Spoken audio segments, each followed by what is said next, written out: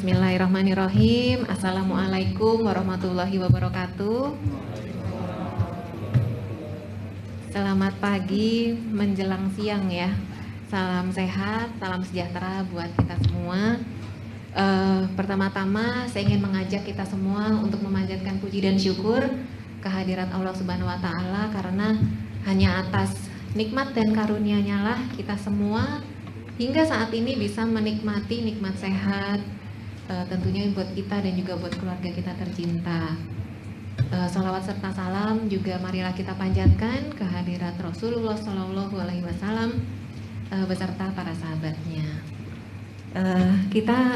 Kami ya dari BCA Syariah ini sangat berbahagia karena setelah 2 tahun ya, tepat 2 tahun nih, kita bisa berkumpul lagi secara offline seperti siang hari ini ya. Saya ingat pertama kali BCA Syariah media update secara online itu 27 Juli 2020.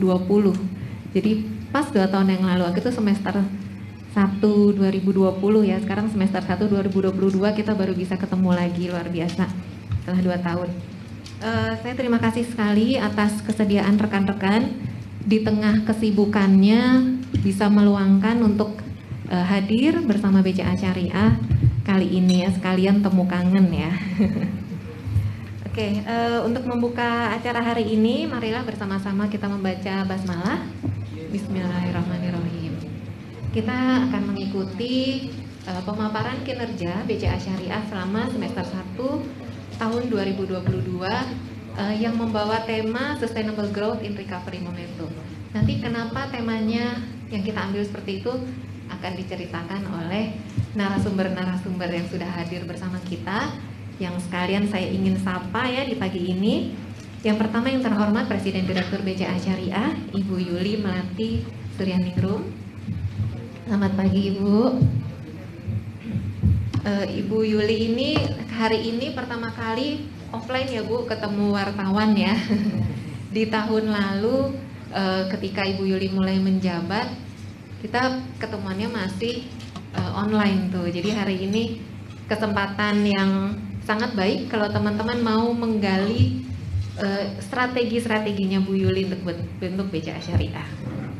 Selanjutnya yang saya hormati Direktur BCA Syariah, dari ujung sana ada Pak Lukman Hadiwijaya. Selamat pagi Pak. Kemudian Pak Rikyadi Wijaya, ini sama-sama keluarga Wijaya ya. Kemudian ada Pak Pranata Wijaya, enggak pakai Wijaya. Dan Ibu Hauda Mulyanti Wijaya juga enggak Bu ya? Oke, dan tentunya rekan-rekan media sekalian yang kami banggakan, yang selalu memberikan support tidak henti-hentinya untuk BCA Syariah. Dan juga perwakilan dari manajemen BCA Syariah, selamat pagi. Semoga kita semua selalu dalam keadaan sehat ya. Acara pada hari ini Bapak Ibu, kita akan awali dengan sambutan dari Ibu Yuli. Kemudian akan dilanjutkan dengan pemaparan kinerja oleh Pak Pranata. Dan tentunya akan ada sesi diskusi. Dan pastikan Bapak Ibu mengikuti seluruh acara, karena seperti biasa di akhir acara akan ada bagi-bagi hadiah. Mbak Desi siap-siap ya. Mbak Desi ini ya cukup sering menjadi pemenang yang beruntung kalau setiap pembagian door prize nih. Nah loh, kalau sudah menang 3 kali udah dapatnya gelas aja ya Mbak, jangan dapat hadiah lagi. Oke, mungkin tanpa berpanjang lebar lagi, kita langsung masuk ke sambutan dari Ibu Yuli yang akan memberikan sambutan dan highlight apa saja yang terjadi selama semester 1 tahun 2022. Kepada Ibu Yuli kami persilahkan. Bismillahirrahmanirrahim. Assalamualaikum warahmatullahi wabarakatuh. Selamat pagi Bapak Ibu, saya panggil teman-teman aja ya, biar akrab. Karena memang pada hari ini alhamdulillahirabbil alamin, puji syukur kehadirat Allah Subhanahu wa Ta'ala. Salam dan salawat kita sampaikan kepada Rasulullah Shallallahu Alaihi Wasallam. Dan atas semua upaya kita dimampukan oleh yang di atas untuk bertemu pada hari ini. Setelah kata Mbak Nadia sekian lama nggak ketemu sama BCA Syariah.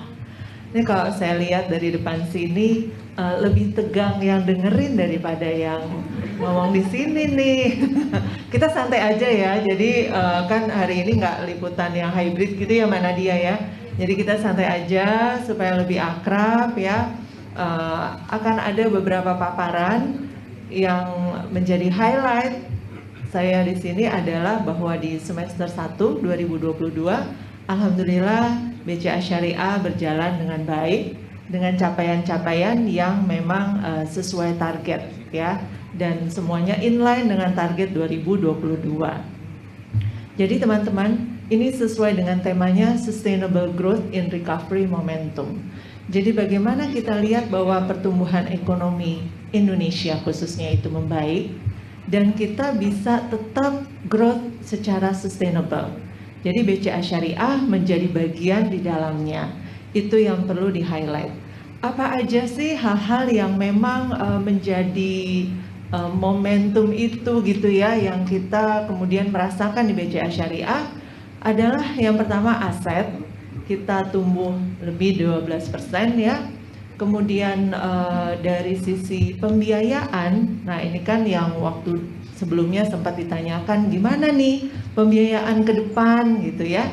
Nah ternyata pembiayaan sampai dengan semester 1 2022 ini year on year itu kita tumbuh sekitar 19%.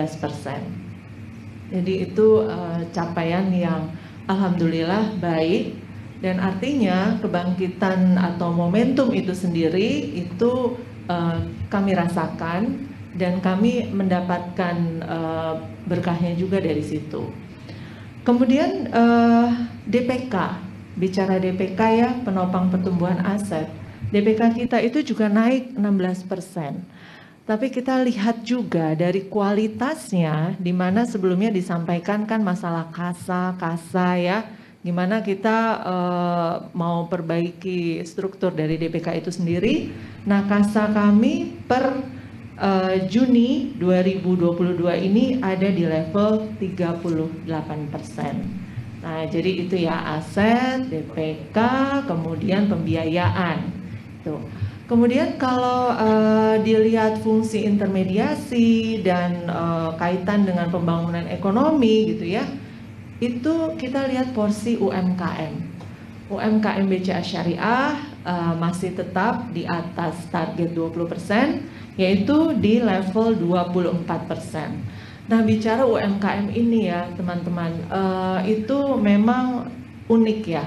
Karena UMKM itu kan nyambung capaiannya itu dengan beberapa target kita sebagai bank. Antara lain memang kita di target UMKM itu sendiri, kemudian ada juga yang dari BI itu RPIM ya, dan kemudian juga Sustainable Finance. Nah untuk 2022 ini kita memang pingin Sustainable Finance itu menjadi sesuatu yang makin membudaya di kita. Jadi selain capaian UMKM, kita kemudian juga berpikir bagaimana si UMKM ini gak cuma sekedar memberikan pembiayaan gitu ya, tapi kita amati apa-apa saja yang kita bisa berperan aktif di dalamnya. Nanti mungkin Mbak Nadia, Pak Pranata juga bisa cerita bagaimana kita kemudian punya program Wepreneur gitu. Nanti Mbak Nadia akan cerita ya Mbak Nadia ya tentang Wepreneur itu gitu. Kemudian di UMKM kita itu kan juga ada petani sawit ya. Nah yang kita lakukan adalah setiap kali kita ketemu mereka itu kita lakukan literasi. Karena memang kan literasi untuk syariah sendiri, perbankan syariah itu masih kecil ya, apalagi dibandingkan dengan perbankan secara umum, itu literasinya masih sangat kecil.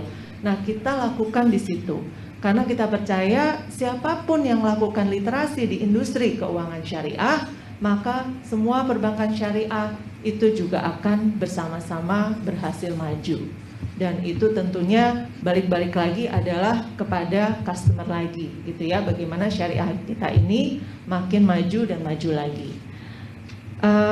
Highlightnya sih saya rasa sampai di situ ya teman-teman. Nanti kita dengar Pak Pranata. Kenapa highlightnya cuma sampai di situ? Karena sekali lagi kayaknya main dari goalsnya hari ini tuh ketemu sama teman-teman semua. Sebenarnya kan itu ya. Jadi kalau mengenai ininya paparannya ya nanti ada Pak Pranata bisa nanya lebih lanjut juga ke Mbak Nadia gitu. Tapi di sini kita coba berinteraksi ya supaya lebih akrab gitu.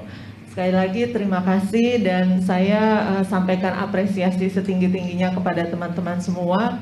Karena kalau dilihat kita lakukan apa, ulang tahun dan sebagainya itu teman-teman semua support luar biasa dengan menampilkannya di media gitu ya, sehingga nama BCA Syariah itu makin dikenal dan hasilnya semua yang ada di capaian kita selama semester 1 2022 ini nggak lepas dari peran aktif teman-teman semua dan juga kepercayaan nasabah kepada BCA Syariah.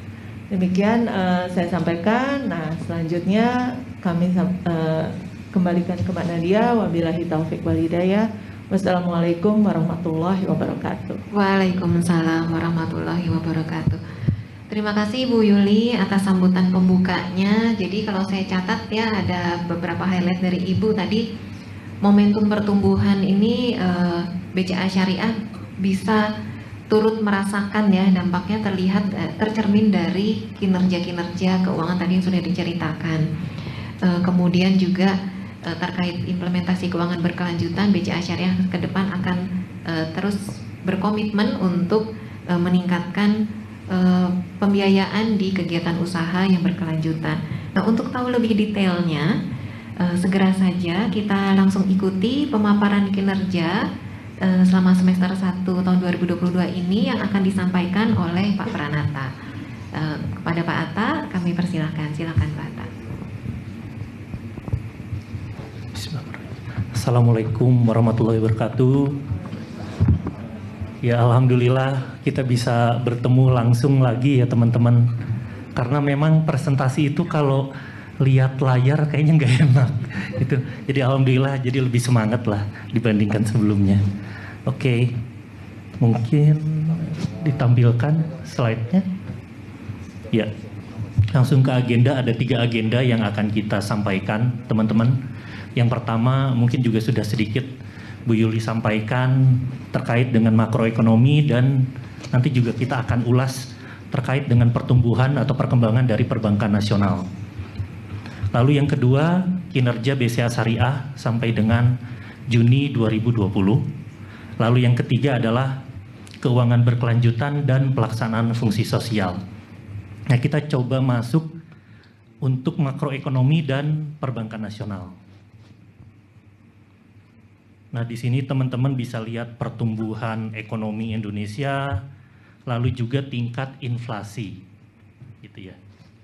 Nah, kalau kita bicara terkait pertumbuhan ekonomi, itu kalau kita baca reportnya dari IMF yang Juli, yang terakhir nih ya teman-teman, Juli tahun 2022, itu judulnya itu Gloomy and More Uncertain. Nah, itu kalau kita baca itu gloomy, terus uncertain-nya tuh more, pakai more gitu ya. Nah, ini kalau kita lihat gloomy aja, saya kalau ngedengar kata gloomy itu kayak apa ya, film horor gitu ya. Ada kabut-kabutnya, terus awannya mendung gitu ya, terus sepi, terus pasti tone-nya tuh gelap. Nah, itu ya IMF membayangkan perekonomian dunia ke depan sampai dengan tahun depan gitu ya, kira-kira itu akan seperti itu. Lalu ditambah more uncertain. Jadi ketidakpastiannya tuh yang selalu kita bicarakan ini lebih lagi gitu. Lebih lagi karena kita yang pertama tahu COVID aja kayaknya belum selesai gitu ya. Masih ada varian baru, lalu juga ada monkeypox apa ya kemarin ya. Itu juga cacar monyet. Ya, alhamdulillah katanya sih belum masuk Indonesia, tapi ya kalau dilihat fotonya ngeri ya. Terus ada juga belum terkait yang Bu Yuli juga sempat sampaikan mungkin terkait politik, geopolitik gitu ya. Bahkan yang baru-baru ini kita bisa tahu di 1-2 hari ini itu ketegangan muncul di China, Taiwan dan Amerika gitu. Bahkan kalau kita lihat ulasan yang tadi pagi, kapal tanker yang Ronald Reagan itu udah di Laut Cina gitu. Itu kapal induk Amerika. Jadi, wah udah siap-siap banget, tapi yang nggak tahu seperti apa nanti ke depannya. Nah ini jadi kira-kira ya ini tambah nggak pasti, more uncertain gitu. Jadi kira-kira itu gambarannya. Lalu kalau kita lihat dengan pertumbuhan ya. Nah ini bedanya kalau tahun lalu IMF itu atau para analis memproyeksikan pertumbuhannya misalnya katakanlah 3, itu realisasinya bisa 5 bahkan 7. Jadi hasilnya itu lebih baik dibandingkan dengan proyeksinya. Tapi kalau tahun ini setiap IMF mengeluarkan report, itu proyeksinya itu diturunkan lagi gitu. Bahkan kalau yang terakhir pun masih diturunin. Nah, sampai yang dengan Juli terakhir kami lihat itu perekonomian dunia global itu hanya tumbuh 3,2. Jadi lebih rendah dari proyeksi yang terakhir. Kalau yang terakhir 3,6 diturunin lagi, ngelihat kondisi terakhir 3,2. Beda banget dengan tahun lalu yang menurut catatan kami itu di angka 6,1. Jadi pertumbuhan di tahun ini itu udah setengahnya tuh diperkirakan.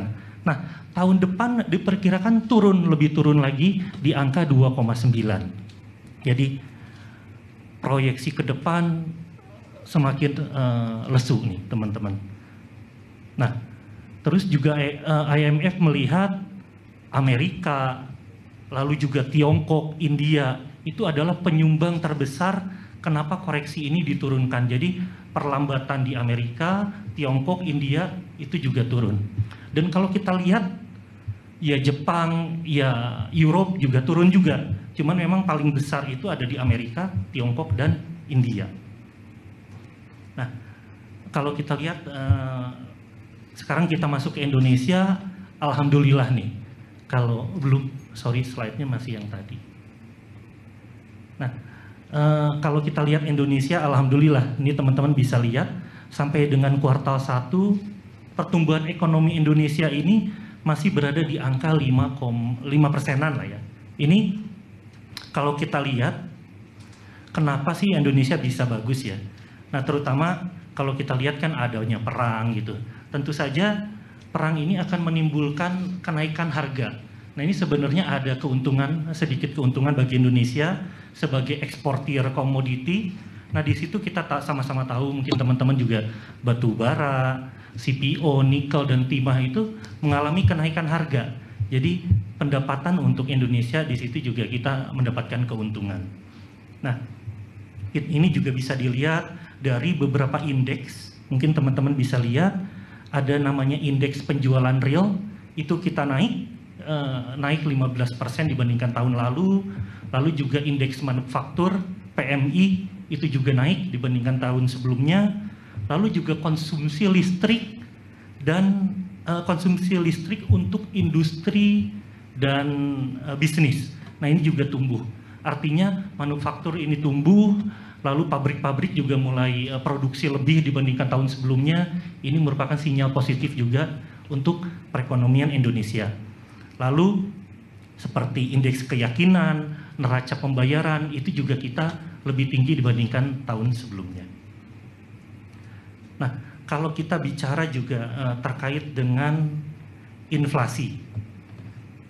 Sebentar ya. Nah, di sini kita bisa lihat inflasi yang terjadi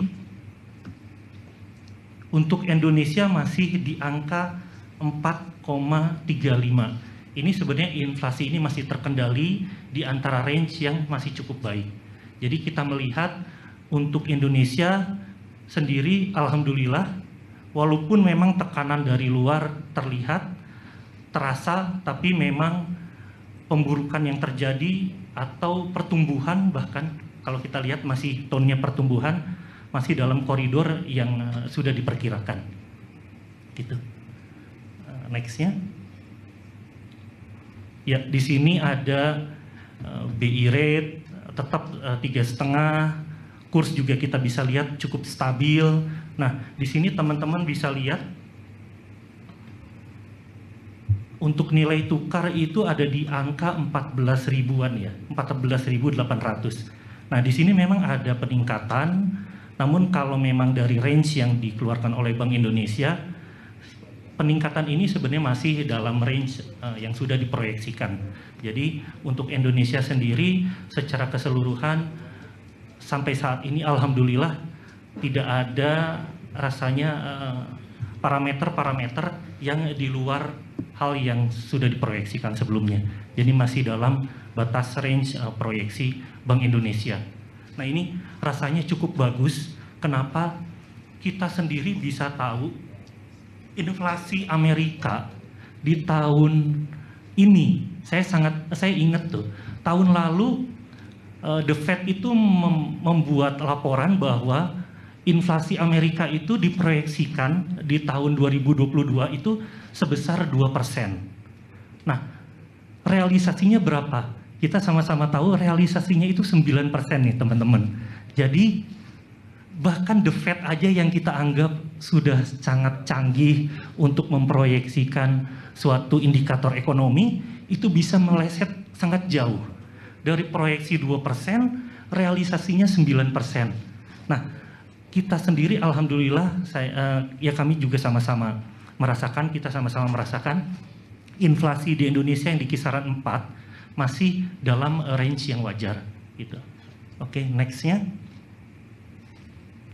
Nah, ini ekonomi yang positif di Indonesia tentu juga akan berdampak kepada kondisi keuangan, terutama perbankan baik syariah maupun konvensional.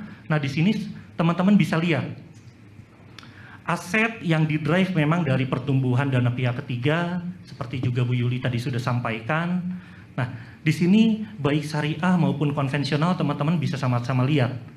Untuk dana pihak ketiga, untuk perbankan secara keseluruhan mengalami kenaikan dari 9,5% ke 10%. Untuk syariah juga kita bisa lihat dari kisaran 11 ke 15%. Nah, dari sisi financing juga terlihat sama-sama tumbuh nih teman-teman. Nah, kalau kita lihat tahun lalu itu kan pertumbuhannya negatif ya, di 3,8 minus. Nah, kalau kita bedah dari modal kerja, investasi, konsumsi itu negatif kalau kita lihat pertumbuhan tahun lalu. Tapi kalau kita lihat pertumbuhan tahun ini, baik modal kerja, investasi maupun konsumsi itu mengalami pertumbuhan yang positif. Bahkan pertumbuhan yang tertinggi untuk perbankan secara keseluruhan itu ada di sektor modal kerja. Nah, ini artinya pertumbuhan ekonomi untuk modal kerja, untuk sektor-sektor usaha sudah membaik.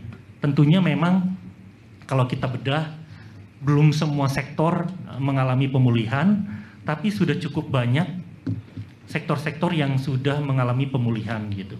Contohnya yang paling tinggi adalah transportasi dan pergudangan.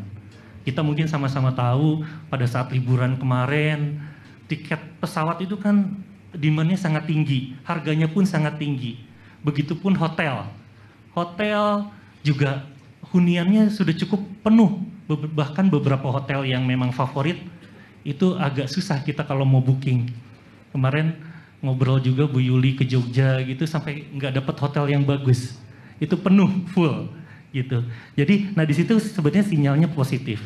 Gitu. Jadi artinya roda ekonomi sudah tumbuh, dunia usaha juga untuk beberapa sektor juga sudah terlihat tumbuh gitu.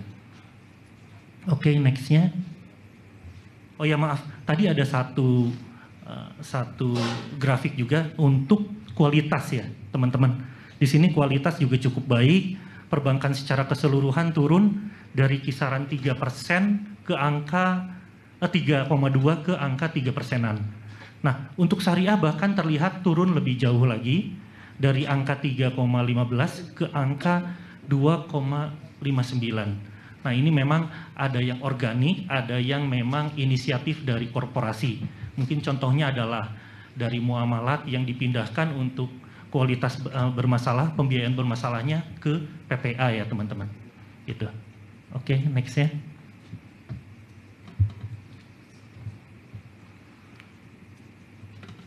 Nah, di sini kita masuk ke pencapaian BCA Syariah. Ini juga tadi sudah sedikit banyak Bu Yuli sampaikan. Sampai dengan Juni, alhamdulillah pencapaian BCA Syariah kita bisa katakan cukup menggembirakan dari total aset, pembiayaan, dana pihak ketiga, bahkan untuk produk giro dan tabungan kita tumbuh cukup bagus nih teman-teman. Untuk tabungan kita tumbuh di kisaran 32,6%, lalu giro kita tumbuh di angka 15, hampir 16%. Gitu. Untuk laba sebelum pajak, alhamdulillah juga kita bisa tumbuh di angka 31,6%. Oke, next ya. Nah, ini gambaran aja untuk teman-teman dari angka, kalau tadi kan profit itu ujungnya ya teman-teman. Nah, tapi kalau kita bedah, sebenarnya profitnya dari mana? Nah, dari financing seiring dengan meningkatnya juga pembiayaan, kita dari pendapatan untuk penyaluran itu juga meningkat di kisaran 11%. Untuk instrumen treasury juga mengalami peningkatan pendapatan di kisaran 10,7%. Nah, alhamdulillahnya ini juga kita ditolong juga oleh meningkatnya komposisi dana murah, cost of fund juga terus kita bisa turunkan, sehingga dari Juni 2022 kalau kita bandingkan dengan Juni periode sebelumnya, biaya dana kita secara keseluruhan turun di kisaran 16,6%. Jadi secara keseluruhan margin income kita berada di angka 267 miliar atau naik di kisaran 25%. Nah, di sini untuk fee income yang memang mostly terdiri dari administrasi, biaya administrasi untuk pembiayaan, dan juga dari fee terhadap admin tabungan, lalu juga transaksi. Nah, ini kita tumbuh di kisaran 14,8%. Untuk biaya OPEX, kita naik di kisaran 12,9%. Nah, ini untuk PIPOP, jadi PIPOP itu adalah profit sebelum CKPN ya teman-teman sekalian, itu kita di angka 203 miliar atau naik sebesar 50% gitu. Nah, ini sebagian kita simpen ke CKPN untuk mengantisipasi jika ada pemburukan. Nah, ini kita tingkatkan CKPN kita sebesar atau naik di angka 59,6% dibandingkan dengan periode sebelumnya, yang ujungnya adalah akhirnya laba kita tercatat sebesar 58 miliar atau naik sebesar 31,6%. Oke, next-nya. Nah, di sini teman-teman bisa lihat dari rasio keuangan, dari secara keseluruhan rasio keuangan pun bisa kita katakan cukup menggembirakan. NI atau net imbalan, atau teman-teman kalau mungkin di konvensional teman-teman tahu NIM gitu ya. Nah, ini kita untuk NI kita tumbuh di angka tumbuh dibandingkan periode sebelumnya di kisaran 0,2%. Ini BPS ya teman-teman. Jadi dari 4,7 ke 4,96%. Untuk return on asset kita juga tumbuh 12 basis point di angka 1,07%. Untuk return on equity itu kita naik di 71 basis point di angka per Juni tercatat di angka 3,2%. Untuk BOPO juga turun per Juni di angka 85,7%. Untuk rasio likuiditas kita berada di angka 88,7%.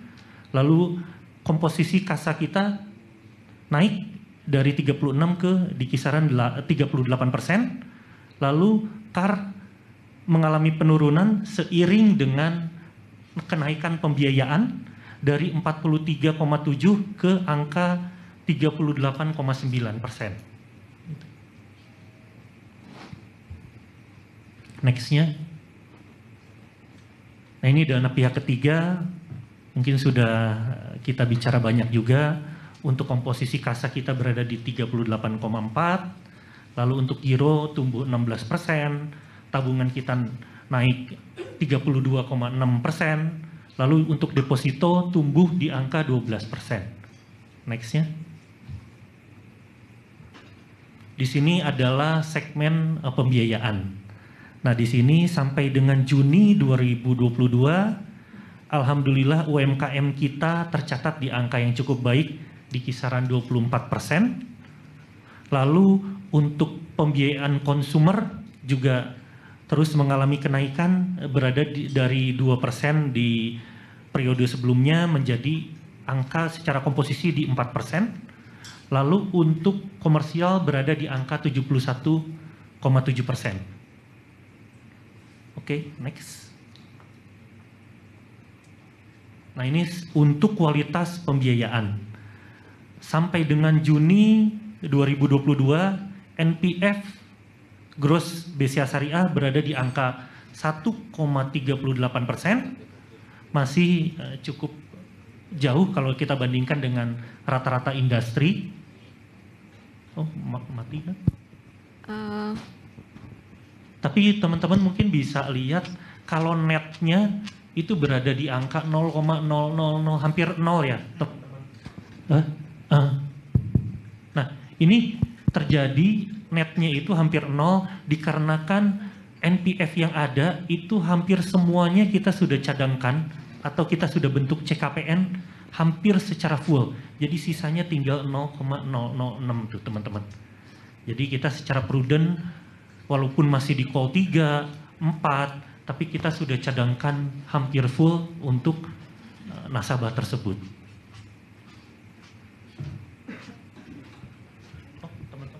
Atau enggak? Atau di sini aja? Tetap bisa lihat? Oh, juga punya.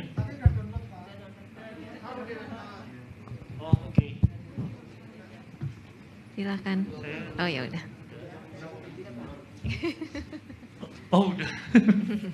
Mohon maaf ya, ada problem teknis. Silakan dilanjut Pak Atta. Ya. Oke, ini kita tadi udah bicara. Jadi dari gross 1,38 dikarenakan kita sudah hampir full untuk kita lakukan CKPN terhadap nasabah tersebut. Oke. Nah, sehingga teman-teman bisa lihat netnya hampir 0 ya, teman-teman. 0,006% gitu. Oke, next. Nah, ini untuk restruktur pembiayaan. Nah, teman-teman mungkin udah sering dengar ya, akhir-akhir ini rasio ini sering digunakan LAR gitu ya, loan at risk. Nah, kalau di syariah ini financing at risk. Jadi ini adalah pembiayaan yang call 1 restruct ditambah dengan call 2 ditambah dengan NPF atau NPL. Nah, sampai dengan Juni itu rasio BCA Syariah berada di angka 14,6%. Alhamdulillah terus kita bisa turunkan dari angka hampir 21 terus kita turunkan di angka 14,6%. Itu rasanya kalau kita dari data terakhir yang kita dapatkan, industri untuk bus masih di kisaran 19,6%. Nah, kalau kita lihat dari 14,6 itu 12,4% itu adalah pembiayaan yang di restructure dikarenakan COVID, terdampak COVID. Nah, di kisaran 2%, 1,97 itu adalah restruktur kita yang non-COVID. Jadi yang sudah pembiayaan yang sudah kita restructure sebelumnya ya teman-teman. Lalu ditambah NPF kita yang di kisaran 1, berapa tadi ya? 1,38. Ya, next. Nah, di sini adalah fitur-fitur layanan yang sudah kita punya untuk BCA Syariah Mobile, Klik BCA Syariah ini yang internetnya ya teman-teman. Lalu juga untuk flash, nah ini juga kita untuk top up-nya kita sudah bisa lakukan penambahan fitur untuk di ATM. Lalu juga ATM kita juga kalau dulu mungkin hanya tarik tunai, ini kita juga di tahun ini kita sudah tambahkan untuk store tunai. Lalu untuk mobile banking, ini kita sudah tambahkan untuk pembayaran menggunakan QR, teman-teman ya. Nah, jumlah cabang sendiri untuk kantor cabang kita, jadi kita ada di Jawa, Sumatera, dan Sulawesi. Ini kita untuk kantor cabang utama kita ada 14, kantor cabang pembantu kita ada di 16, ULS 43 dan LSBU 100 unit. Oke, next ya. Nah, di sini kita perlihatkan juga, nah mungkin kalau revamp nanti mungkin Nadia akan putar video. Nah, di sini saya coba sampaikan jumlah pengguna ya. Nah, di sini jumlah pengguna alhamdulillah peningkatannya cukup bagus nih, teman-teman. Jadi jumlah pengguna mobile banking BCA Syariah itu dari Juni tahun ini kita bandingkan dengan Juni tahun sebelumnya itu tumbuh di angka 46% gitu secara jumlah user pengguna. Nah, kalau dari jumlah transaksi sendiri, kalau kita bedah atau kita bagi berdasarkan channel-channelnya, di sini teman-teman bisa lihat dari jumlah transaksi 59% itu di mobile banking melalui channel mobile banking. Lalu kalau kita lihat 37 itu adalah ATM dan EDC, lalu internet banking di 1%, lalu sisanya di cabang itu 3%. Kalau nggak salah di BCA sendiri udah di bawah 1% untuk di cabang. Dan di kita pun juga sudah turun terus, sekarang terakhir di angka 3%. Oke, next-nya. Nah, kita masuk ke keuangan berkelanjutan dan pelaksanaan fungsi sosial. Nah, ini cukup menarik nih teman-teman sekalian kalau kita bicara terkait dengan keuangan berkelanjutan. Nah, biasanya kan kalau ngomong sustainable finance biasanya kita cuman go green gitu ya.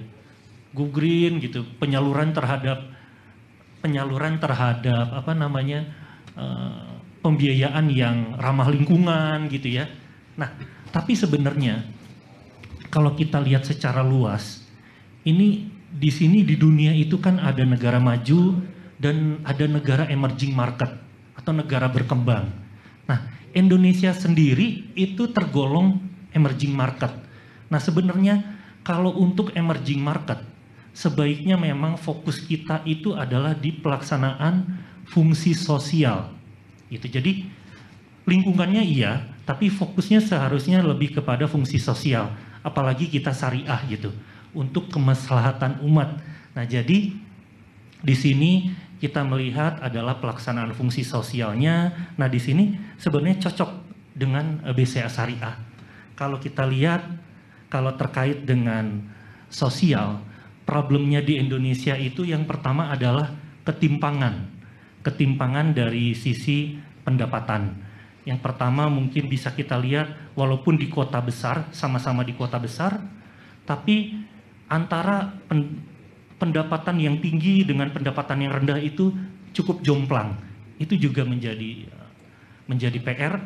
Nah, lalu juga antar daerah kalau kita bicara terkait geografi, itu juga cukup timpang. Misalnya pendapatan di Pulau Jawa jika dibandingkan dengan rata-rata pendapatan di mungkin Indonesia Timur itu cukup jauh. Nah, jadi memang ada beberapa PR dan itu memang fokus, seharusnya menjadi fokus untuk sustainable finance di negara-negara emerging market. Nah, ini cocok.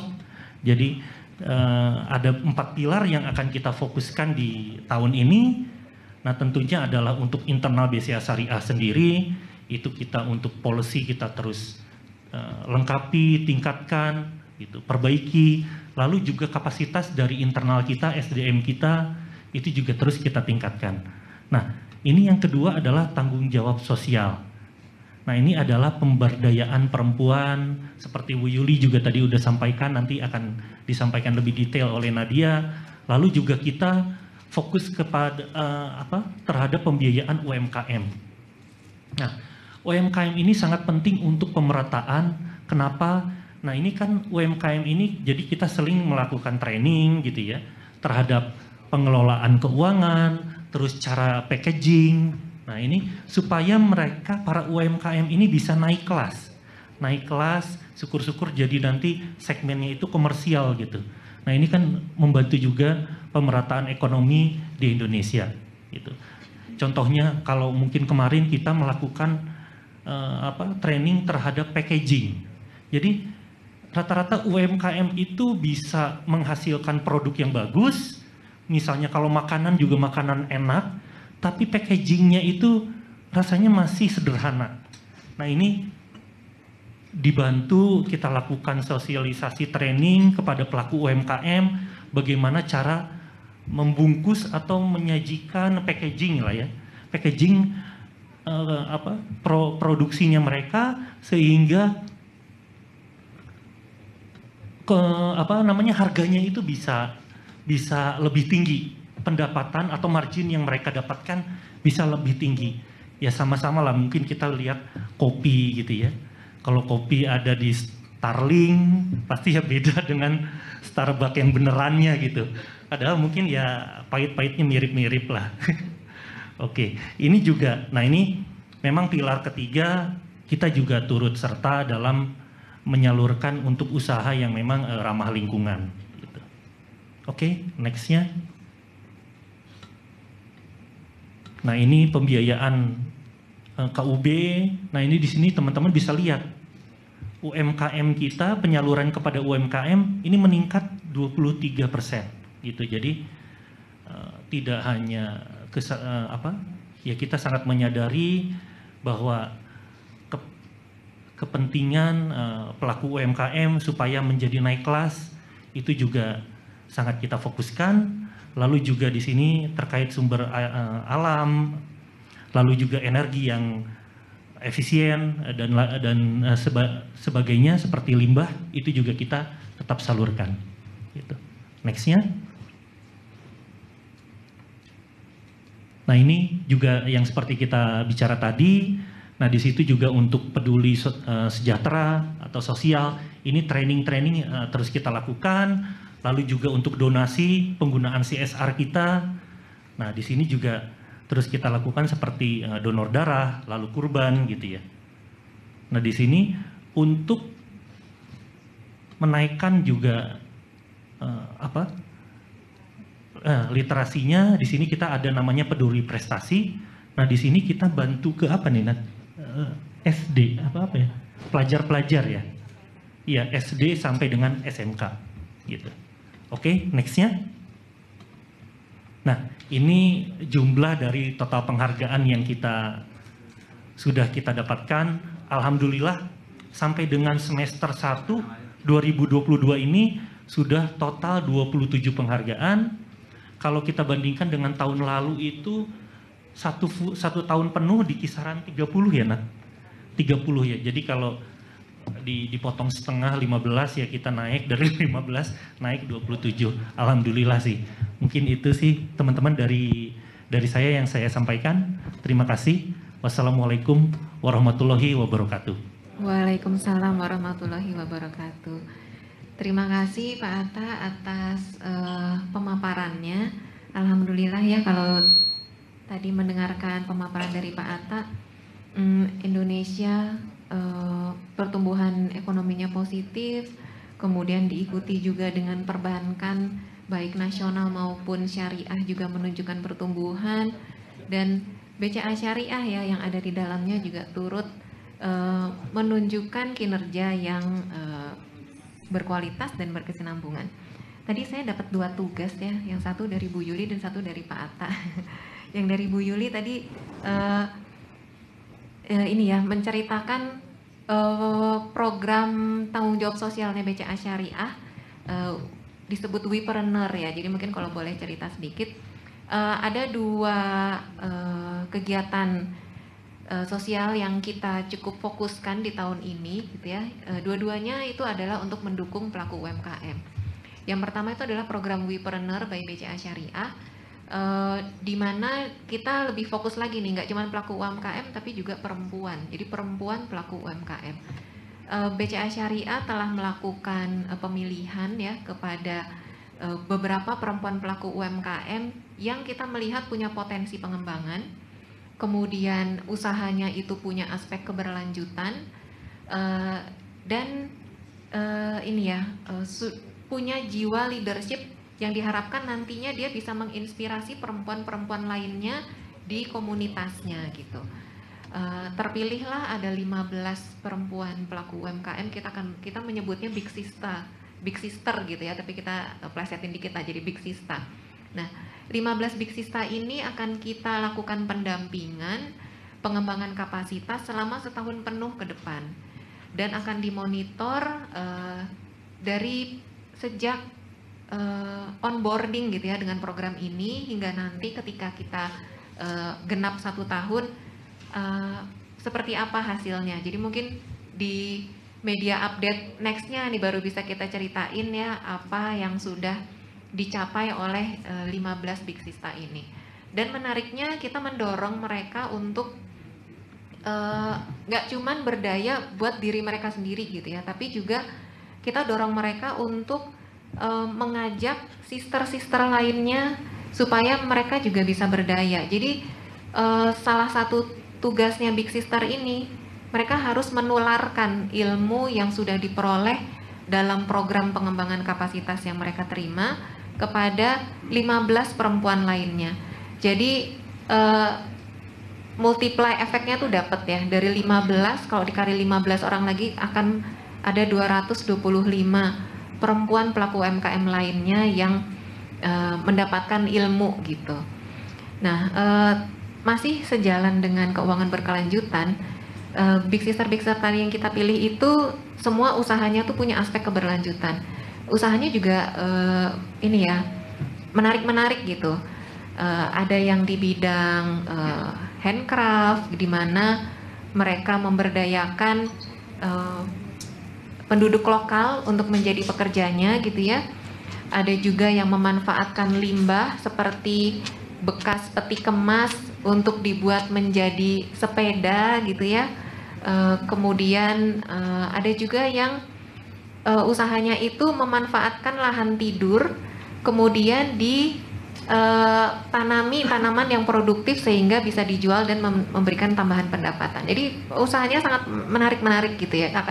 Akan sangat menarik mengikuti perkembangan mereka dari awal onboarding program sampai dengan akhir nanti. Programnya baru kita mulai di bulan Juli kemarin, jadi mungkin nanti di media-media update berikutnya baru bisa kita ceritain lebih dekat lagi seperti apa progresnya.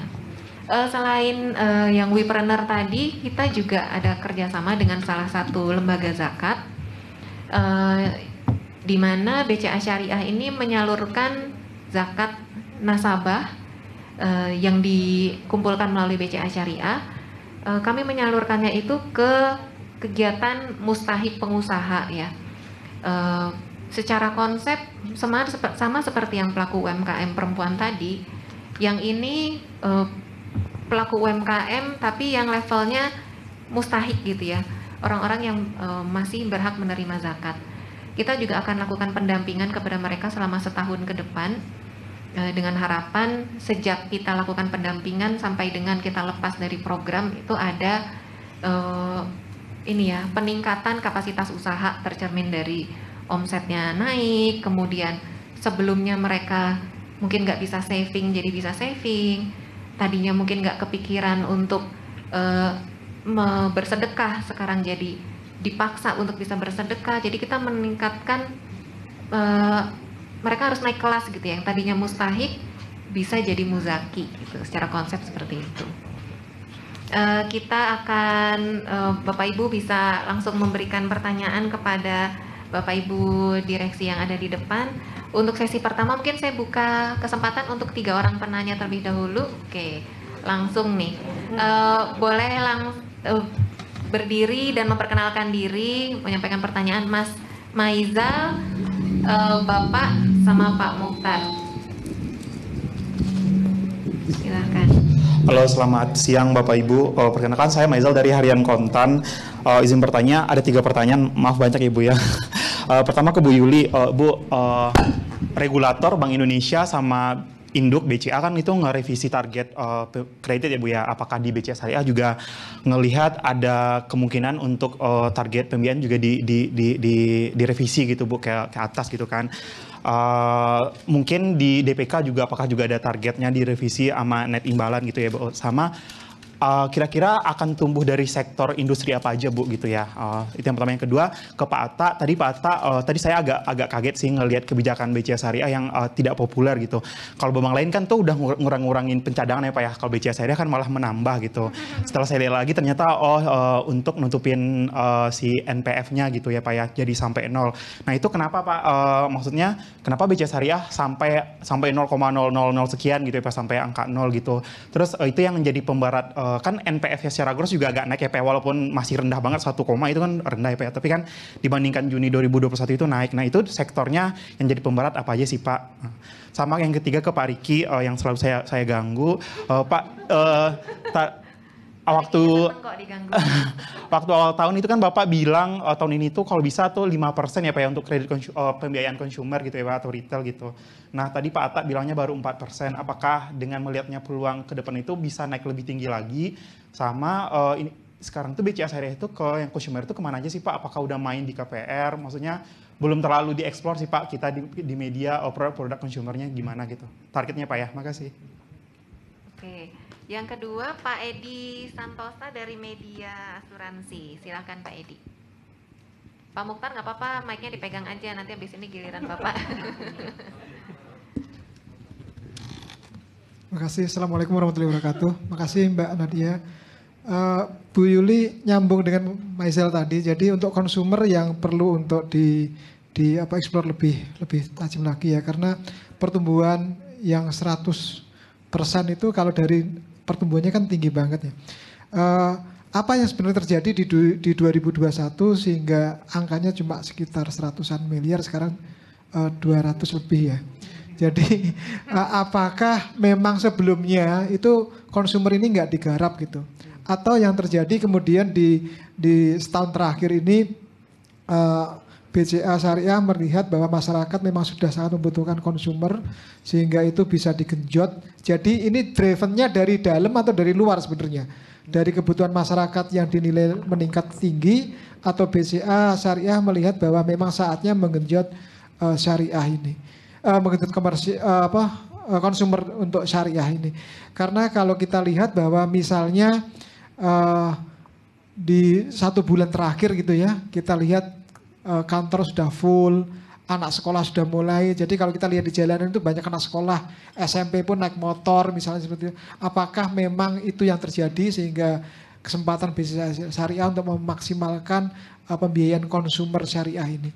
Itu saja, yang lainnya tadi sudah diwakili Maisel Bu. Terima kasih Bu Yuli. Mbak Nadia terima kasih. Assalamualaikum warahmatullahi wabarakatuh. Waalaikumsalam. Oke, selanjutnya Pak Mukhtar, silakan Pak Mukhtar. Assalamualaikum warahmatullahi wabarakatuh. Waalaikumsalam.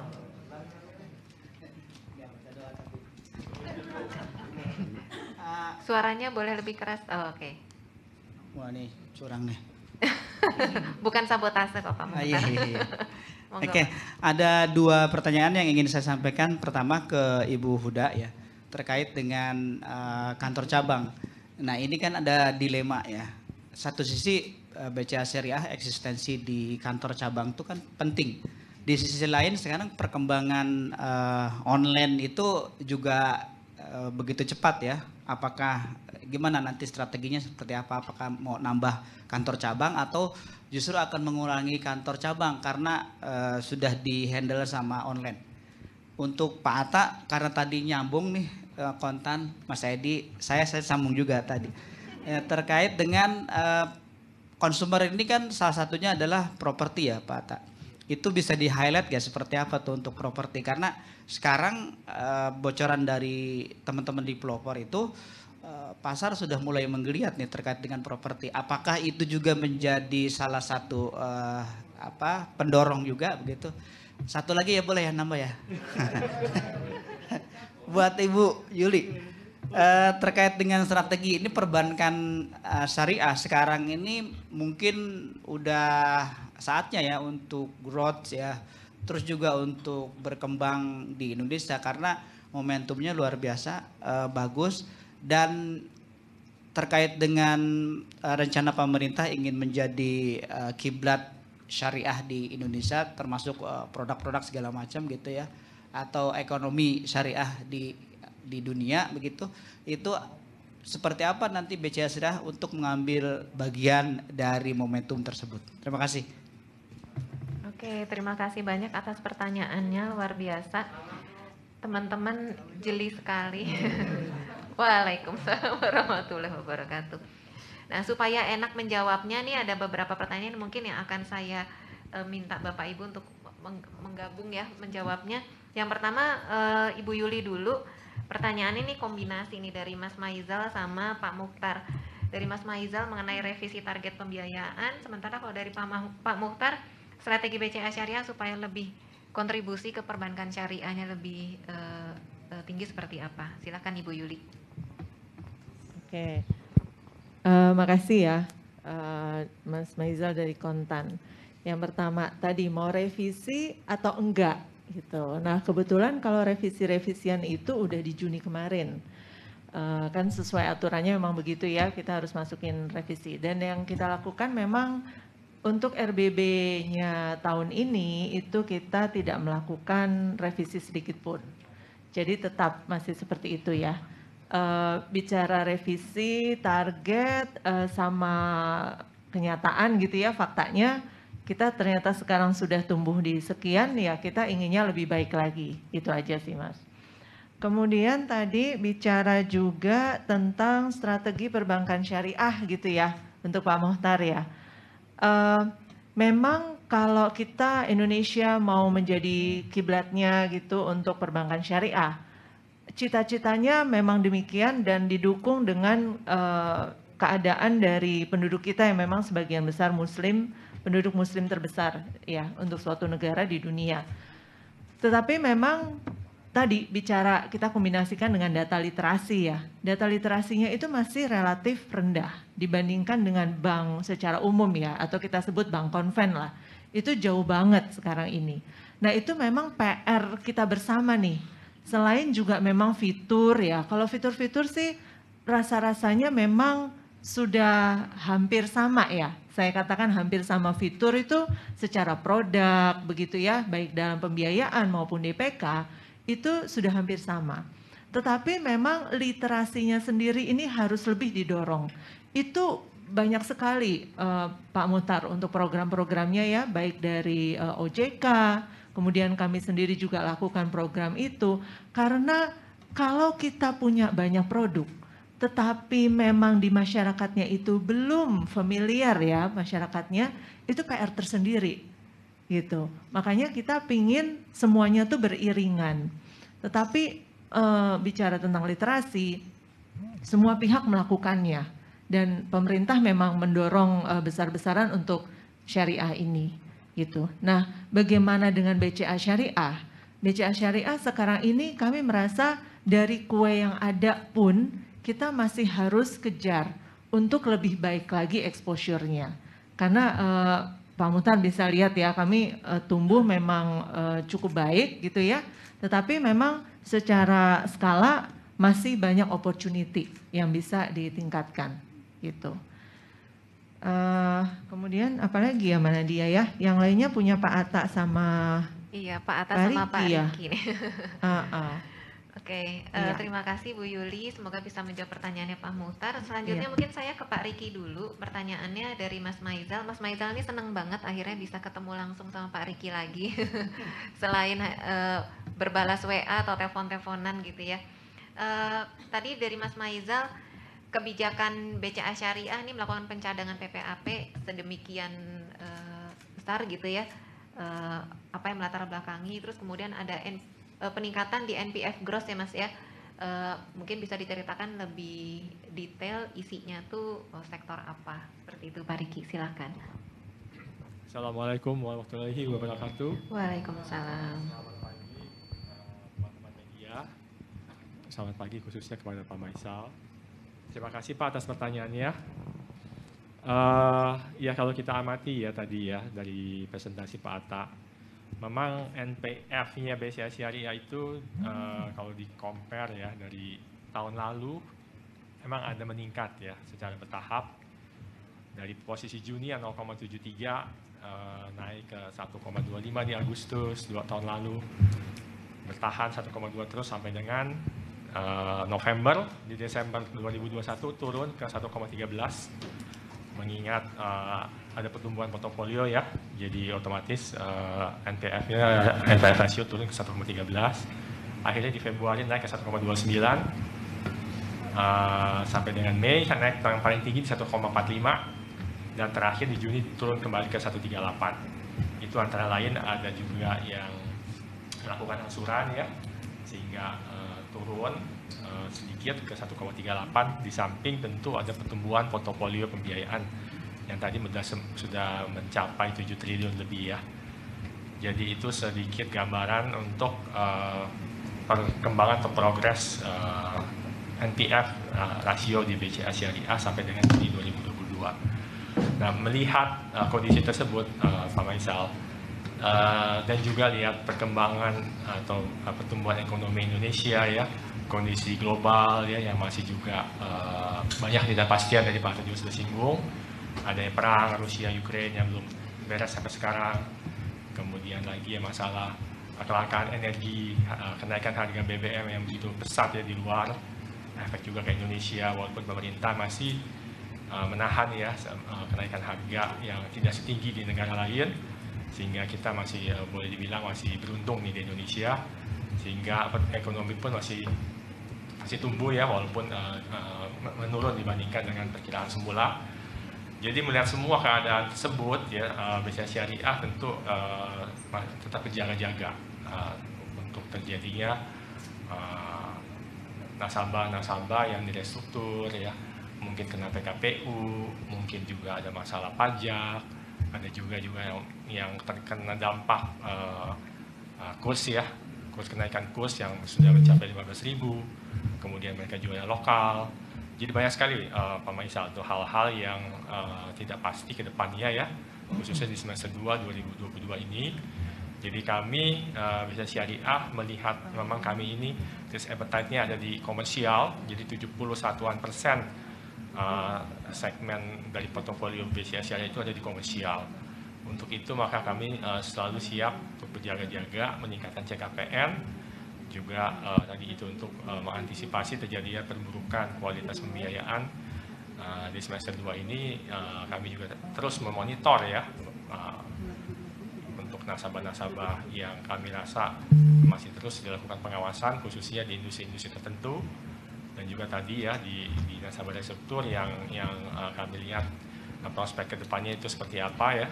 Kita monitor bulan ke bulan dan mengantisipasi dan terus membentuk cadangan, mengalihkan sebagian profit kami ke CKPN ya.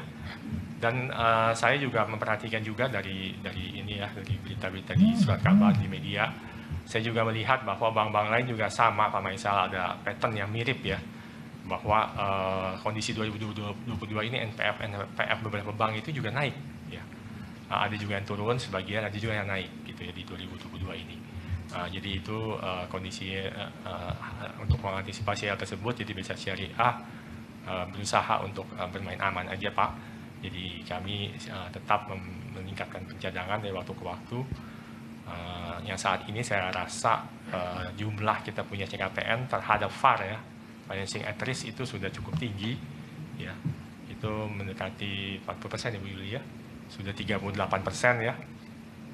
Ya hopefully kita lihat nanti di semester 2 kalau katanya kondisi ekonomi membaik ya, kondisi global juga kita lihat ada titik cerah ya, tentu CKPN ini akan kita kurangi secara bertahap ya, akan untuk dialihkan.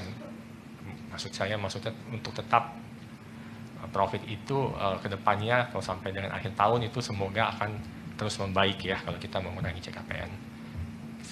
Seperti itu Pak penjelasan saya. Kalau untuk sektornya ya Pak ya, karena 3 sektor terbesar gitu ya pembiayaan BCA Syariah itu adalah yang pertama ke perkebunan dan kehutanan, yang kedua perdagangan besar dan eceran, yang ketiga adalah pabrikan atau pengolahan. Jadi sektor-sektor NPF yang terbesar itu ada di beberapa, di trading tadi ya, perdagangan dan juga pengolahan. Ada juga di yang namanya itu masuk sektor ekonomi aktivitas profesional ya. Itu sebetulnya istilah untuk apa? Satu bisnis yang memang lagi pas lagi kebetulan prospeknya kurang baik waktu saat pandemi, yaitu jasa rumah potong ayam ya. Jadi itu masuk ke aktivitas profesional, itu yang sempat tergelincir ya. Jadi salah satu yang terbesar untuk kita punya NPF ya. Kemudian juga ada di pengangkutan dan pergudangan ya, itu juga mereka tidak bisa mengantisipasi atau mendapatkan klien yang cukup untuk menyewa gudang-gudangnya, sehingga akhirnya tergelincir juga. Itu sih Pak, jadi dua itu yang utama ya, tadi aktivitas profesional, pengangkutan dan pergudangan, dan trading ya. Di samping juga ada beberapa yang di pengolahan. Begitu Pak Maisal. Terima kasih. Terima kasih Pak Riki. Detail sekali, Mas Maizal pasti senang nih dengan jawabannya, dengan jawaban yang sangat lengkap. Nah selanjutnya consumer sepertinya sedang jadi hot topic ya hari ini. Saya mungkin akan minta Pak Atta untuk bisa memberikan penjelasan. Tadi ada beberapa pertanyaan. Mas Maizal, ya Mas Maizal itu masih ingat ya di sesi sebelumnya BCA Syariah kayaknya pernah menjanjikan menjadi 5% ya Pak dari total portofolio pembiayaan BCA Syariah. Nah tadi kan masih 4 something gitu ya, jadi belum nyampe apa strateginya untuk mencapai sana. Kemudian dari Pak Edi, bisa tumbuh signifikan itu drivennya dari dalam atau dari luar gitu. Kemudian yang terakhir dari Pak Mukhtar, di consumernya sendiri itu ada properti nggak sih di dalamnya gitu yang menyebabkan jadi meningkat? Silakan Pak Atta.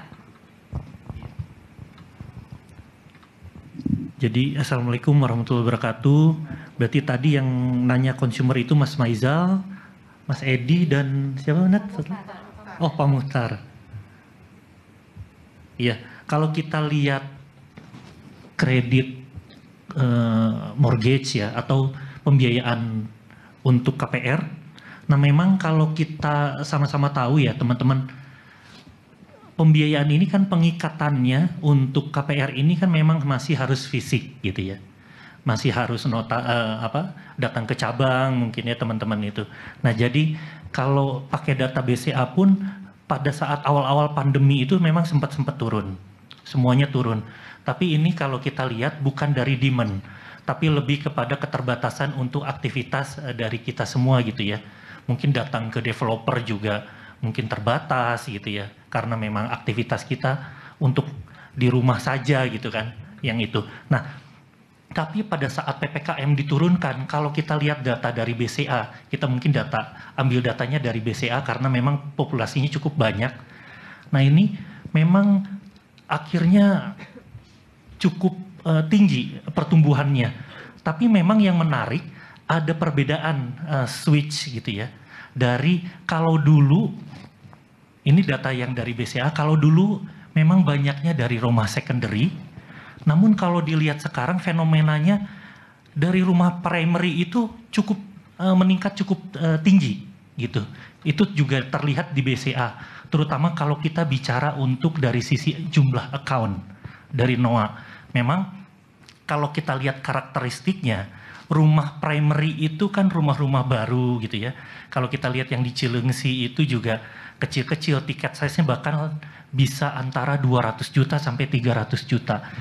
Nah ini kalau kita lihat secara NOA, rumah primary ini rumah pertama, itu jumlahnya banyak, tapi outstanding-nya lebih kecil dibandingkan rumah second.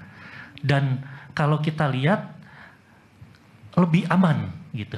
Itu juga dari BCA. Kita lihat datanya di BCA, tapi secara logik pun juga tentunya pasti rumah pertama, pasti orang itu kan mempertahankan lebih kuat gitu ya. Saya nggak mau nih kehilangan rumah saya gitu ya.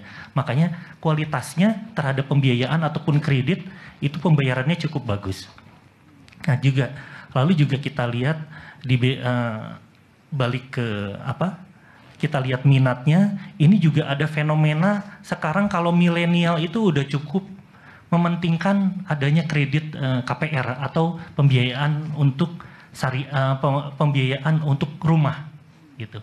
Kalau data yang lalu, kalau saya lihat dari survei, milenial ini lebih fun fearless gitu ya. Jadi lebih kayaknya konsumtifnya lebih ke nongkrong, lebih ke mobil. Tapi sekarang surveinya untuk perumahan itu ternyata meningkat. Dan itu juga seiring dengan data yang ada di BCA. Jadi kemarin kita sempat diskusi dengan teman-teman di BCA untuk rumah-rumah yang datang dari developer itu peningkatannya cukup banyak. Gitu.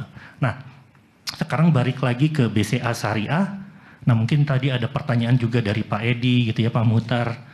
Nah di kita ini kan masih kecil gitu ya di BCA Syariah.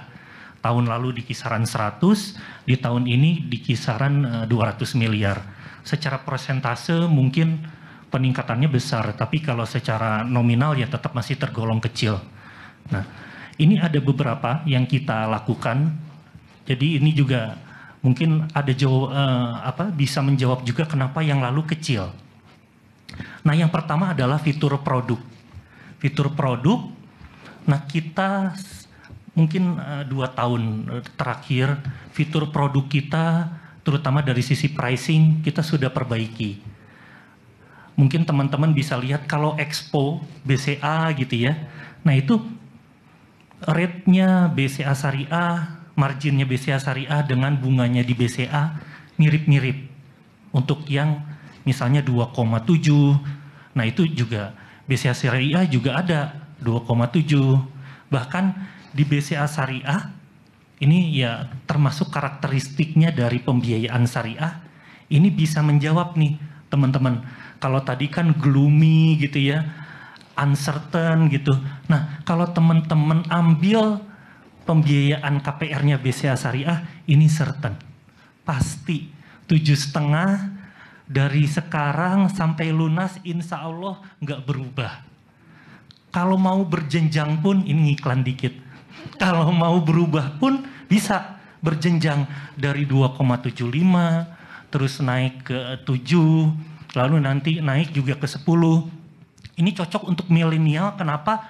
Karena kan biasanya milenial baru kerja, insya Allah kan nanti naik pangkat gitu ya, gajinya juga naik. Jadi rasanya karakteristik yang untuk kenaikan berjenjang juga menjadi alternatif yang kita sampaikan, yang kita berikan ke nasabah. Nah, lalu selain fitur produk, apalagi?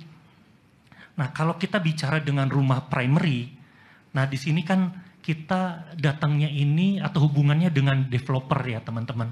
Nah ini kita lakukan terus kerjasama dengan developer, kita tambah gitu ya.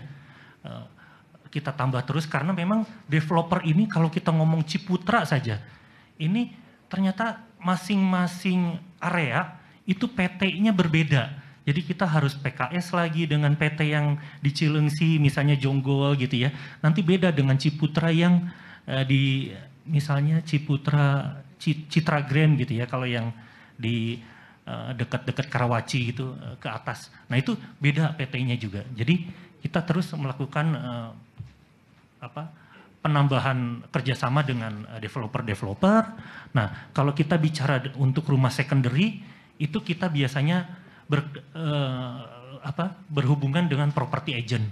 Nah untuk property agent juga kita terus tambah kerjasamanya kita, dan tentunya kalau dibandingkan dengan tahun sebelumnya saat ini sudah lebih besar, lebih banyak gitu jumlah kerjasamanya, sehingga tentu saja ini akan meningkatkan portofolio BCA Syariah gitu. Untuk kedepannya selain fitur produk yang terus kita perbaiki, kita sih message-nya yang BCA tawarkan kita bisa gitu, kita terus. Jadi nasabah akan mendapatkan kualitas layanan ataupun juga fitur produk yang sama baik syariah maupun konvensional. Mungkin itu dari saya, semoga bisa. Oh, satu lagi mungkin ya, Nat, dari Mas Maizal. Nah, ini yang cukup ngagetin saya nih, yang kebijakan tidak populer. Nah, itu saya sempat kaget, kirain saya apa? Oh, ternyata terkait pencadangan. Tadi Pak Riki udah sampaikan atau belum? Oh, udah. Oke. Kalau gitu terima kasih. Assalamualaikum warahmatullahi wabarakatuh. Waalaikumsalam warahmatullahi wabarakatuh. Oke, semoga pertanyaannya terkait consumer sudah terjawab semua ya Bapak-Bapak. Karena yang nanyanya tadi laki-laki semua ya, jadi Bapak-Bapak. Oke, selanjutnya saya mau ke Bu Hoda. Tadi ada pertanyaan dari Pak Mukhtar terkait cabang. Ini saya tidak menyangka ternyata jeli-jeli sekali ya Ibu. Jadi beliau-beliau ini ingat tahun di media update sebelumnya mungkin yang kita sampaikan waktu itu target 5% gitu ya. Sekarang ingat cabangnya kok belum nambah dari media update sebelumnya gitu. Nah mungkin Ibu Hoda bisa bantu jawab. Terima kasih. Assalamualaikum warahmatullahi wabarakatuh. Bismillahirrahmanirrahim. Terima kasih Pak Mukhtar untuk pertanyaannya ya. Pertanyaannya ini kalau dilihat tahun 2021 cabang kita 73. 2022 sampai dengan hari ini tetap 73. 2020 72. Loh, piye toh gitu kan. Nah, apa karena sekarang semakin online terus nggak perlu cabang gitu ya.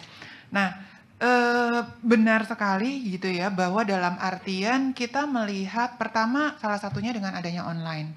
Itu tentunya akan sangat membantu sekali para nasabah atau calon nasabah gitu ya, customer untuk bisa berinteraksi dengan bank dalam memenuhi kebutuhannya. Karena itu membuat mereka menjadi lebih simple, lebih mudah dan bisa diakses kapan saja dari mana saja. Nah, namun demikian yang kita pelajari terutama dari induk kita BCA yang usianya jauh lebih lama dari kita dan pergerakannya juga sangat signifikan. Ternyata customer itu adalah kan manusia. Manusia itu tentunya dia senang sekali sebagai makhluk sosial berinteraksi. Itu satu poin. Jadi kecanggihan digital tidak bisa digantikan dengan interaksi. Contohnya sekarang, kayaknya kita seneng banget ya, walaupun ini COVID naik, tapi begitu kita bisa offline, demen banget gitu ya. Nah, karena ya memang kita makhluk sosial. Jadi, itu satu yang kita ingat. Dan kedua, balik lagi karena kita profit organisasi, kita akan ngelihat, interaksi itu ternyata membawa signifikan terhadap pertumbuhan volume bisnis. Di BCA, walaupun sudah banyak sekali e-service, tapi terlihat bahwa jumlah pendapatan atau revenue terbesar tetap dari cabang. Ya. Sehingga ke depannya tentunya kita akan tetap meningkatkan titik-titik dalam berinteraksi dengan customer kita. Nah, hanya saja tentunya tadi sebagai profit organisasi, kita tentunya akan melihat peluang yang sudah ditunjang oleh pemerintah, yaitu dengan adanya POJK 28 tentang POJK Sinergi. Itu sangat baik sekali buat kami BCA Syariah untuk bisa mengembangkan dengan memanfaatkan atau leveraging dari sumber daya induk. Jadi insya Allah ke depannya kita nggak satu-satu atau stagnan. Tentunya kita akan bertumbuh sebanyak apa? Sebanyak jumlah cabang-cabang BCA yang ada, yang kita namakan dengan layanan syariah bank umum. Kurang lebih gitu Pak Mukhtar, semoga menjelaskan. Wassalamualaikum warahmatullahi wabarakatuh. Waalaikumsalam. Waalaikumsalam warahmatullahi wabarakatuh. Terima kasih Bu Hoda. Jadi Pak Mukhtar sudah terjawab ya Pak Mukhtar, strategi layanan syariah bank umum itu yang akan menjadi strategi untuk perluasan atau ekspansi jaringan cabang BCA Syariah. Nah, sesi tadi rasanya semua pertanyaan sudah terjawab. Mungkin berikutnya saya buka untuk 3 orang penanya lagi. Oke, silahkan, ada 3 orang. Mohon berdiri dan memperkenalkan diri terlebih dahulu, Mas.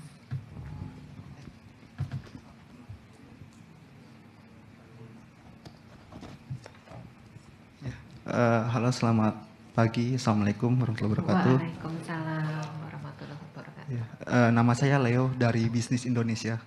Ya Ibu, mohon izin ingin bertanya. Yang pertama ini mengenai kasa ya. Kalau kita lihat kan kasanya kan mengalami pertumbuhannya dari 32 menjadi 38. Namun posisi deposito juga masih tinggi 62%. Pertanyaanku, bagaimana strategi BCA Syariah untuk memacu pertumbuhan kasa di tengah tren penurunan perlambatan DPK? Karena kalau kita lihat itu data Bank Indonesia, tren DPK ternyata melambat. Ya, Juni ini 9,1%, Mei masih 9,9%.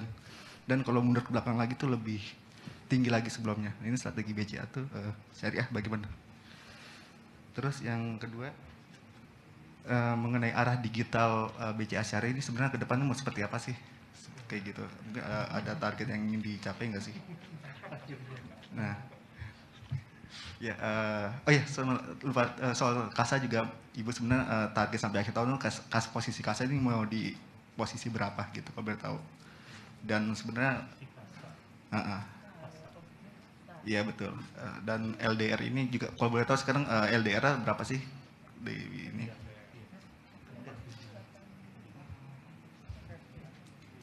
Oh ya, Ibu, dua lagi Ibu. Tadi udah 7 loh Mas. Nggak apa-apa Mas. Silakan. Ya, mau melengkapi yang sudah-sudah gitu. Ini nanti ada sampai akhir tahun kan, kalau pertengahan ini kan kita lihat kan pertumbuhan kredit kan signifikannya 19% gitu kan, dan laba 31%. Nah, ini aku mau nanya lagi nih, seberapa optimis sih BCA Syariah bisa mempertahankan kinerja ini hingga akhir tahun di tengah kondisi yang tidak menentu seperti inflasi dan lain-lain gitu. Apakah pencapaian ini dapat dipertahankan hingga akhir tahun nanti? Dan yang terakhir, Ibu tadi kalau Ibu bilang misalnya revenue di cabang ini masih besar gitu kan, walaupun transaksi cuma 3%, kalau boleh tahu tuh berapa sih kontribusi dari cabang terhadap revenue persen? Mungkin itu saja. Terima kasih. Ya, terima kasih. Berikutnya. Oke, silakan Mas.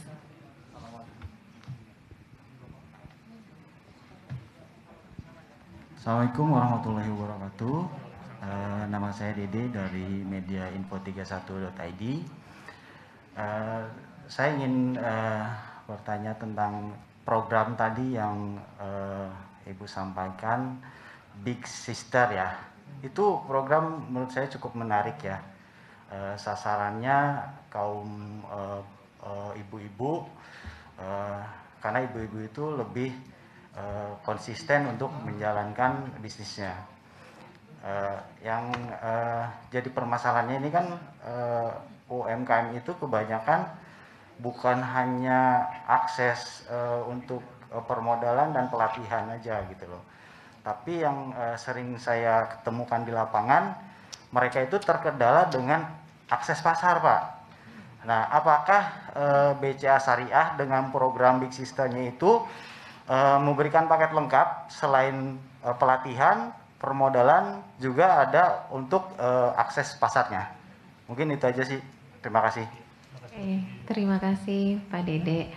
Berikutnya Mbak yang di depan.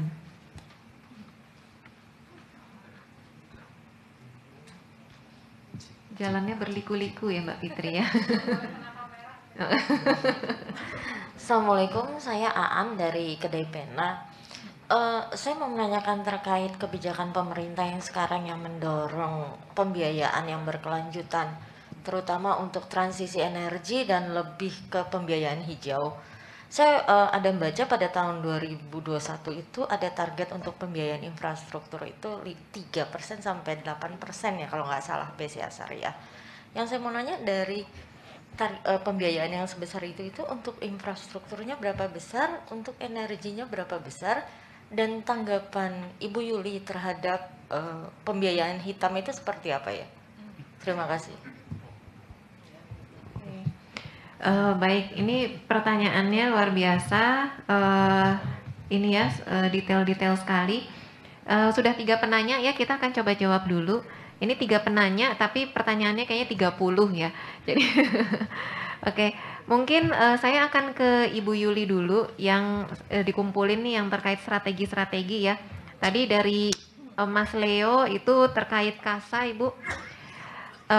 Kasanya naik padahal tren penurunan DPK berdasarkan data BI kan turunnya, apa yang sudah dilakukan. Kemudian apakah ada target kasa sampai dengan akhir tahun yang mau dicapai itu berapa? Seperti itu. Kemudian mungkin bisa langsung dikombin dengan pertanyaannya Mbak Aan dari Kedai Pena mengenai pembiayaan hijau, Bu. Silahkan. Ya, bismillahirrahmanirrahim.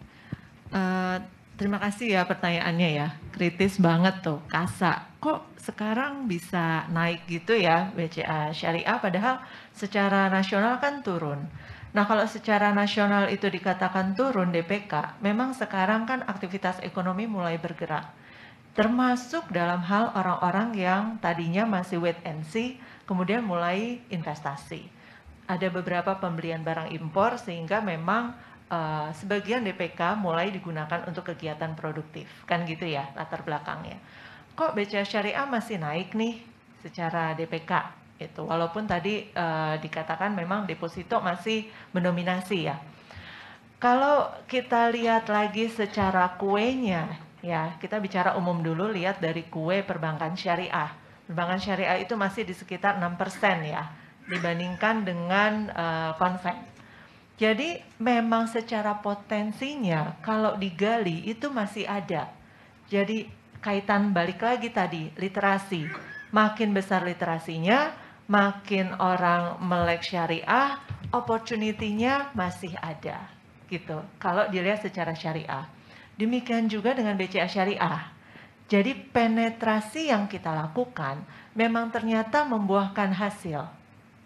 Beriringan dengan kenaikan literasi tadi gitu. Jadi antara lain kita ke sekolah-sekolah gitu ya, dari mereka yang tadinya nggak terpapar dengan pengetahuan syariah menjadi terpapar. Demikian juga dengan petani-petani tadi ya, dikaitkan dengan kegiatan kita pembiayaan plasma. Otomatis kan mereka juga buka rekening ya. Jadi semua yang kita lakukan itu seiring sejalan sih. Kalau dilihat tren globalnya memang seperti itu. Tapi apakah 100% berkorelasi? Kita melihat masih banyak opportunity-nya kalau untuk di perbankan syariah. Gitu Mas Rio. Tadi menjawab yang tentang kasa. Terus ditanya lagi, kasa itu sudah mencapai target atau akhir tahun mau targetnya berapa gitu ya. Saya sampaikan yang sudah kita submit aja ya, berdasarkan RBB itu memang kasa kita persentasenya di 35%. Jadi sekarang memang sudah lewat. Insya Allah kita masih mau naik lagi. Nah itu di belakang ada teman-teman, ada Pak Yanto sudah senyum-senyum, siap untuk menaikkan kasa kembali, begitu ya kira-kira Pak Yanto ya. Gitu. Kita usahalah karena tadi ya opportunity masih ada. Kita coba gimana caranya karena semua itu saling terkait gitu ya, antara literasi, opportunity dan upaya gitu. Nah kemudian bicara lagi kalau sebelum yang apa tadi hitam, pembiayaan hitam ya. Sebelum pembiayaan hitam ada mengenai yang infrastruktur. Kalau untuk BCA Syariah, infrastruktur dan energi. Belum terlalu besar kita untuk infrastruktur dan energi, tapi portofolionya sudah ada. Kita ada pembiayaan, ikut pembiayaan di jalan tol. Kemudian untuk energi memang kita ke PLN ya. Untuk yang energi terbarukan kita saat ini belum ada ya energi terbarukan. Tapi kita sementara ini akan masuk ke surat berharga gitu ya, yang akan disalurkan ke untuk pembiayaan energi terbarukan. Gitu. Jadi kita partisipasinya masih di situ. Tapi di kemudian hari memang kami ingin meningkatkan yang portofolio sustainable finance itu dengan mendukung energi terbarukan. Nah, kaitan dengan yang tadi pembiayaan hitam tadi ya. Kalau kita bicara pembiayaan hitam saat ini yang terbesar mungkin kita bicara PLN. Sedangkan kita memang melakukan atau ikut serta di pembiayaan sindikasi kepada PLN gitu ya. Kami memang secara perbankan sindikasi ini kita melihat belum ada memang suatu aturan yang kalau misalnya hitam kemudian nggak boleh gitu kan, memang nggak ya, karena by nature kita itu masih the most pembangkitan energi is from coal, dari batu bara. Apa yang dilakukan adalah kita benar-benar strict dengan action plan-nya. Jadi kita selalu mintakan action plan-nya itu apa gitu ya. Dan memang kan dibilang merah, hitam, emas, hijau gitu ya. Itu kan semuanya per site ya. Jadi kalau dilihat secara umum itu nggak semua site juga dan hanya sebagian kecil yang sekarang itu masih hitam. Tapi kita mintakan action plan-nya dari waktu ke waktu dan itu benar-benar dimonitor. Nggak cuma oleh perbankan, tetapi juga oleh instansi-instansi terkait. Itu ya. Jadi dari lingkungan hidup, itu mereka kan ada yang bagian AMDAL ya, kemudian ada juga penilaian proper. Nah itu semuanya memang intinya memonitor dan kita mau meminimalisasi dari yang memang kategorinya itu hitam. Itu. Secara teknologi sudah tersedia juga, tinggal masalah waktu untuk penggantiannya. Contohnya kalau untuk pakai batu bara, itu kan yang bahaya ash-nya ya, ketika buangannya itu. Nah itu sudah ada beberapa teknologi seperti fly trap dan sebagainya, sehingga memang akan sangat meminimalkan dari risiko terhadap lingkungan. Gitu. Terima kasih. Bu Yuli, mungkin tadi ada satu pertanyaan yang saya terlewat. Tadi Mas Leo juga sempat menanyakan dengan pertumbuhan pembiayaan di 19%, kemudian pertumbuhan laba di 31%, seberapa optimis BCA Syariah sampai dengan akhir tahun ini untuk bisa mencapai target-target yang sudah ditetapkan, Bu? Jawabannya cuma optimis atau nggak optimis gitu ya? Optimis dong. Tetap optimis. Kan tadi saya bilang balik lagi ke RBB-nya ya. RBB-nya sih alhamdulillah sudah sampai ya pada angka-angkanya gitu. Mudah-mudahan bisa lebih baik lagi. Oke, terima kasih Ibu Yuli atas jawabannya. Selanjutnya masih pertanyaan Pak Leo, Mas Leo, tapi saya mungkin akan ke Pak Lukman nih terkait digitalisasi. Arahnya BCA Syariah kalau terkait teknologi digitalisasi ini akan kemana? Gitu, silakan Pak Lukman. Ya, terima kasih. Assalamualaikum warahmatullahi wabarakatuh. Waalaikumsalam. Ya, sebelumnya terima kasih Pak Leo. Akhirnya ada pertanyaan juga yang ditujukan ke saya. Jadi memang ini pertama kali tatap muka ya bagi saya. Di bulan Maret memang ada media update tapi masih online gitu ya. Jadi Mas Leo ini menjadi penanya pertama yang bertatap muka gitu ya. Saya catat namanya selalu. Ya, tadi pertanyaannya arah digitalisasi untuk BCA Syariah seperti apa gitu ya. Ya, yang pasti kita akan selalu meningkatkan inovasi-inovasi digital ya. Nah, termasuk salah satu yang tadi barusan dipresentasikan ya. Kita merevamp juga ya. Merevamp BCA Syariah Mobile kita. Yang nanti kalau kita bisa lihat itu lebih kekinian gitu ya, dengan fitur-fitur juga kita lihat yang lebih ya satu lebih kekinian, yang dua pasti lebih mudah dengan tanpa menghilangkan tingkat keamanannya gitu ya. Nah di satu sisi juga kita tahu bahwa sejak pandemi itu kan semua transaksi berarah ke digital semuanya. Nah kita juga akan bersinergi seperti tadi yang Bu Hauda sudah sampaikan juga dengan induk, karena kita tahu bahwa induk itu mempunyai jaringan ATM dan jaringan cabang ya yang sangat ya terbanyak lah dan besar juga. Jadi layanan-layanan tadi, layanan syariah itu bisa dilakukan di cabang-cabang BCA gitu ya, sebagai yang LSBU tadi. Dan juga karena yang tadi satu lagi ATM, kita akan selalu meningkatkan fitur-fitur yang bisa dirasakan oleh nasabah BCA. Nasabah BCA Syariah pun bisa. Jadi contohnya tarik setor tunai tanpa kartu nanti gitu ya. Itu nanti akan bisa dilakukan juga. Termasuk juga fitur ke depan, fitur-fitur pembayaran payment gitu ya di ATM. Meskipun di mobile kita ada, tapi ada juga beberapa nasabah yang masih ke ATM gitu ya untuk melakukan fitur-fitur pembayaran. Nah itu juga pasti akan kita enable-kan kan dengan bekerja sama dengan induk gitu ya. Karena kan POJK 28 tadi sudah memperbolehkan induk dan anak khususnya bank gitu ya, boleh secara aplikasi boleh bersinergi, boleh menggunakan aplikasi yang sama. Nah, di sisi lain juga kita akan melakukan enhancement di internal kita ya, seperti pemanfaatan robotik, jadi RPA, robotic process automation gitu ya. Untuk tujuan apa? Untuk tujuan efisiensi, terutama di bagian operation gitu ya. Jadi apa yang sifatnya berulang-ulang itu bisa dilakukan oleh robot sebetulnya. Dari si waktu dan biaya pasti lebih singkat dan lebih efisien. Nah, ke depan juga kita lagi dalam proses sebetulnya. Kita akan mengenhance core banking kita. Nah, kenapa perlu di-enhance? Ya karena kita tahu dengan modernisasi teknologi, sesuatu itu bisa menjadi lebih cepat. Jadi memang kita ingin beralih ke sesuatu itu harus agile gitu ya. Agile, perubahan-perubahan bisa dilakukan dalam waktu yang sangat singkat gitu ya. Karena perkembangan teknologi pasti dalam tanda petik bersaing gitu ya. Siapa yang lebih cepat tentunya bisa mendapat keuntungan gitu ya.